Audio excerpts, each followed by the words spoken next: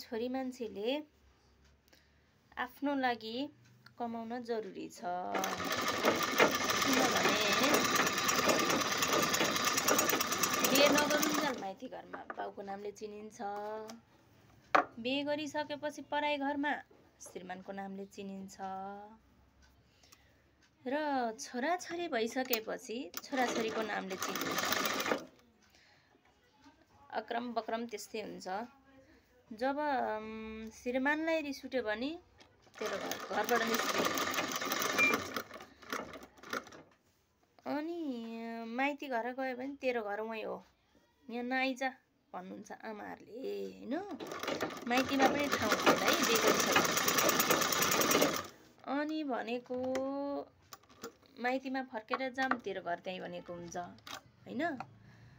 अब पहिलो घरमा पराई घरमा बसौँ भनेपछि त घरबाट निस्कि भनेपछि कहाँ जाने त, घर कहाँ छ त, नाम कहाँ छ त। अनि त्यसमाथि पनि भनिन्छ कि छोरी मान्छेलाई धरती आमा हो भनेर। धरती आमाको घर चाहिँ कहाँ हुन्छ त? धरती आमालाई त सबले कुल्ची मिल्ची थिची पिची खाने बस्ने सबै त्यही हो। धरती आमा भन्नु मात्रै हो, तर नाम मात्रै हो, काम चाहिँ हुँदैन होइन। त्यही भएर छोरी मान्छेले चाहिँ कमाउनु एकदमै जरुरी छ। कमाएर आफ्नै घर आफ्नो नामको घर बनाउनु जरुरी छ। त्यही भएर आफ्नो हातमा सिप सिकेर चाहिँ आफूले आफ्नो लागि आफै कमाऊ आफै रमाऊ भन्ने हिसाबले चाहिँ चल्नुपर्छ। त्यसरी जीविकापार्जन गर्यो भनेपछि छोरी मान्छेलाई थोरै सहज हुनेछ। होइन भनेदेखि यस्तै हो। अब बिहे नगरुन्जेल बाउको नामले चिनिन्छ, बिहे गरेपछि श्रीमानको नामले चिनिन्छ, छोराछोरी भएपछि छोराछोरीको नामले चिनिन्छ।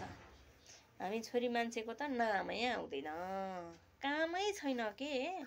एउटा युज एन्ड थ्रोवाला त्यो हाली खाने भाँडा र पकाइ खाने भाँडा जस्तो के।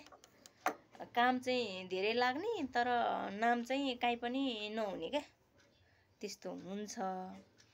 त्यही भएर चाहिँ हामी छोरी मान्छेले चाहिँ एउटा सिप सिकेर आत्मनिर्भरता बनेर बाँच्न जरुरी छ जस्तो लाग्छ मलाई। अब कस्तो लाग्छ हजुरहरूलाई सल्लाह सुझाव दिनुहोला। किनभनेपछि जीवन भनेको कतिखेर कहाँ इन्डिङ हुन्छ कसैले थाहा पाइदिन्छ होइन।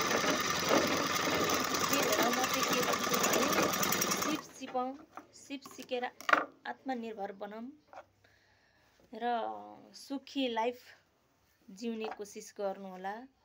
किनभने यो अर्काकै भरमा अर्काकै घरमा सधैँभरि बस्नुपर्छ भन्ने पनि हुँदैन। आत्मनिर्भर भएपछि आफूलाई चाहिने खर्च पानी सबै आफैले जुटाउनु सकेपछि कसैको गाली गलौज किचकिच सुन्न जरुरी पर्दैन जहाँसम्म लाग्छ है। त्यही भएर आत्मनिर्भर चाहिँ बनाउँ साथीहरू है। आफ्नो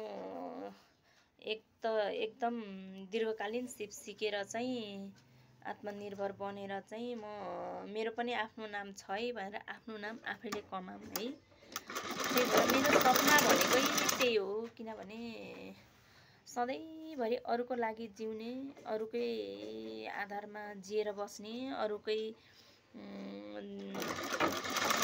अब कसले कमाएर ल्याइदिएला र खाम्ला, छोराले कमाएर ल्याएर खाम्ला, बुढोले कमाएर ल्याएर दिएला खाम्ला भन्नुभन्दा वचन खानुभन्दा आफै सिकेर यसरी आत्मनिर्भर बनेपछि जिउन अलिकति सहजै हुन्छ जस्तो लाग्छ मलाई है। त्यही भएर सिप सिकौँ, आत्मनिर्भर बनाऊँ। यसरी नै अब आफूसम्म सिप भइसकेपछि आफूलाई चाहिने खर्च पानी आफैले निकाल्न सकेपछि आफ्नो लागि सबै थोक आफैले गर्न सक्ने भएपछि न बाउको नाम आउँछ न श्रीमानको नाम आउँछ, बल्ल आफ्नै नाम आउँछ नि। अरूको नाममा अरूप्रति आधारित भएर बस्नु परेन। त्यसै कारणले चाहिँ एउटा दीर्घकालीन सिप सिकेर चाहिँ बाँच्ने कोसिस गरौँ हामी महिला दिदीबहिनीहरू है। यो मेरो एउटा सपना पनि हो अनि सानो सुझाव पनि हो कि। यो कस्तो भनेपछि हामी छोरी मान्छेको काहीँ न घर न थर है, जता पनि डरै डर, जस्ट घर र थर नहुने हो, नत्र जता पनि डरै डर हो। त्यही त्यही भएर बिना डर बाँचौँ, निडर भएर बाँचौँ, आफ्नै घर बनाएर बाँचौँ, आफ्नै पसिना परिश्रम खाऊँ। नमस्कार।